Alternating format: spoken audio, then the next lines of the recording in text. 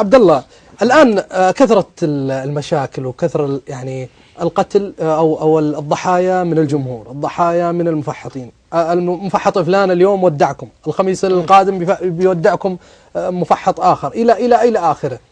الشباب ما يتعظون من هالشيء؟ ما المقاطع اللي نشوفها على اليوتيوب، بعض الشباب جزاهم الله خير أنتج بعض الأفلام اللي يتبين خطورة هالشيء، سيارة تقلب بالهواء 20 قلبة وبعدين الواحد يتقطع. يعني شبابنا ما لهم قلوب يتعظون من هالشيء. والله شوف اخوي الغالي، اولا صراحه يعني موضوع التفحيط يمكن يستغرب كثير من الشباب. انا كانت عندي نقطه ودي اتكلم فيها بدايه. تفضل. استغرب كثير من الشباب، قال يعني ليش قناه وصال جابوا مساله التفحيط؟ لان هذول شبابنا. اذا ضبط الشباب وصلح الشباب فهم لمسيره لامه. نعم. إذا كان شبابنا هذا همهم وهذا تفكيرهم على تفحيط وعلى حوسه، وللأسف الشديد أن يصلون، وأنا أقولها يعني بكل صراحة، أقول والله شبابنا فيهم خير، بعض شباب مهما كان يعني فعلا الشباب فيهم خير، ولكن ينقسمون على 3 أقسام المفحطين. يعني أنا أقول في كل صراحة، احنا يقول يعني مثل الشيخ سعد ومثل الدكتور سامي وابو محمد تكلموا يعني عن مسألة أن التفحيط من قديم.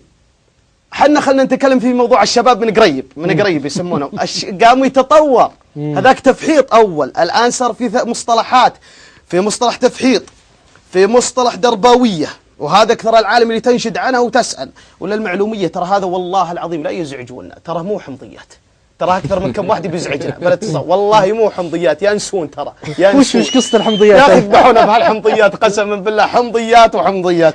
واحد يعني ازعج حتى جدي رسائل يقول حمضيات، والله انه ينسون، وحتى ان وش اللبتم موجود، وش الشهاده امام الله اللبتم موجود يا اخوان. لا هذا ولا كان لا انت حمضيات شاني جديد هذا. فانا اقول وش يا شيخ والله لا تصدقون لا يصدقون انت شاني اجل اطلعها زيك. يعني مساله التفحيط اول قال يعني فعلا الدكتور سامي يمكن حضر على التفحيط الاول. لا الحين في تفحيط جديد. ايش هو؟ انا اعطيك في تفحيط هذا الشيء العام يسمى، في تخصص زي ما تقول كلية أو جامعة تحتها أقسام. قسم الدرباوية، هينا الجامعة الكبرى جامعة التفحيط. قسم الدرباوية، قسم الدوران، قسم النصب، قسم مدروش، أقسام. والدرفته والسرباوية، هذه جديدة بعد. السرباوية هذه يخربون على الدرباوية. يا لطيف. ايه يخربون، يحاولون انهم يشوشون. ليش؟ كل يبي يسحب وشو الجمهور. مصطلحات غريبه. هذه جديده. انتم تتكلمون امنيا، تتكلمون علميا. انا البارح كنت في ساحه تفحيط. البارح كنت في ساحه تفحيط وحاضر ساحه التفحيط، بس ما عشان ما يدروا وين، ولكن في ساحه تفحيط وشفت امام عيني. يعني بعض الناس يقول انتم مطاع، وش دخلكم بالتفحيط؟ وش عرفكم؟ واحد وش يقول لي يا اخوان، يقول لي بهالكلمه هذه، قال يا اخي اتق الله في نفسك، احنا نستانس. قلت الله. يقول يا اخوي انت تحدث علينا والنبي صلى الله عليه وسلم يقول ادخال السرور على مسلم. قلت يا سلام. ومثل ما قال الدكتور سامي يوم قال فحط عند سوق غنم موافقين، فحط عند مستشفى عجزه موافقين، فحط داخل الصناعيه عند ركب والتشاليح موافقين. أما تفحط من أجل أحداث موجودين، ولا يطرب الشارع إلا وجود الحدث الموجود. وأنا أقولها في كل صراحة. يقول واحد يا أخي لا تتهمنا بالعموم، يا أخي هذه هواية. إذا كانت هذه هواية أنا أسأل سؤال وأكرر على كل قناة، إذا كانت هواية، إذا مت أنت اللي تقول هواية هي خاتمة حسنة ولا سيئة؟ أنا أسألك السؤال هذا وجاوب.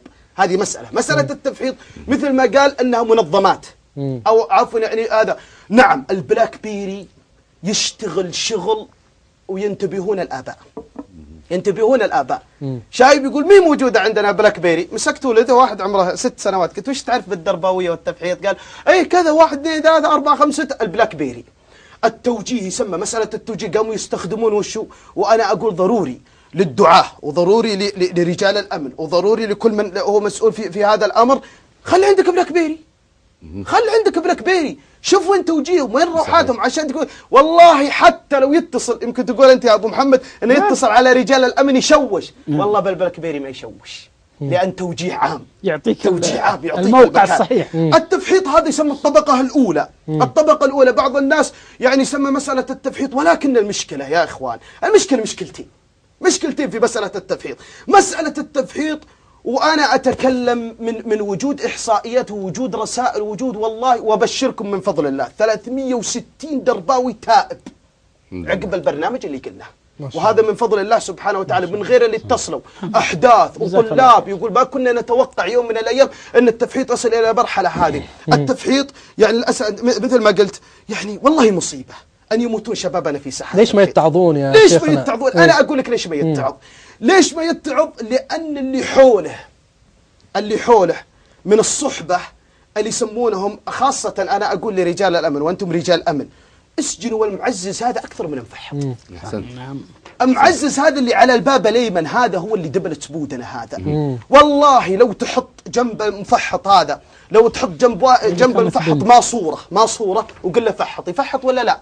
والله ما يفحط، ولكن يجيب لك ولد للأسف الشديد يستغلون الأحداث وصغار السن وساحات التفحيط للأسف الشديد مصيدة لصغار السن سواء المفحطين. أنا أقول يتعظ في شغلة واحدة، ويا ليتهم يسمعوني، والله العظيم إنها نصيحة أخو. رح إلى قسم الجرحى في المستشفى والعنايات المركزة والنقاهة، هذا رقم واحد. الأمر الثاني، ما زرت المقبرة يوم من الأيام، والله إني أعرف أكثر من 20 شاب ماتوا في ساحة تفحيط. ويمكن أختصر عشان أعطي المجال لإخواني. في إحدى ساحات التفحيط، حضرت في إحدى ساحات التفحيط وفجأة قدامي واحد يقلب. رحت لنفس الولد هذا، يعني هو قلب، هجوا عموما. ليش؟ عندهم مصطلح اسمه الحكومة. جت الحكومة فركوا ولا واحد. وين الخوة؟ هذا خويكم الآن يتمرغ في الأرض، الآن يتشحط يتقطع الآن. فنزلنا عليه، فكنت أقول قل لا إله إلا الله. والله يا أخوان أصلا ما استطعت إني أردد كلمة لا إله إلا الله من مسجل اللي يضرب أغاني وبطل الشراب الموجود داخل السيارة. هذه النهاية، هذه نهايات شبابنا، يموتون شبابنا في هذا الأمر. والله إنه شيء يحزن. وأكثر العالم، وهذه أكثر يعني تأتيني الرسائل يقول هواية. يا أخي الحبيب، لا كانت هواية. إذا كانت روحك سهلة عندك تراها غالية عند غيرك.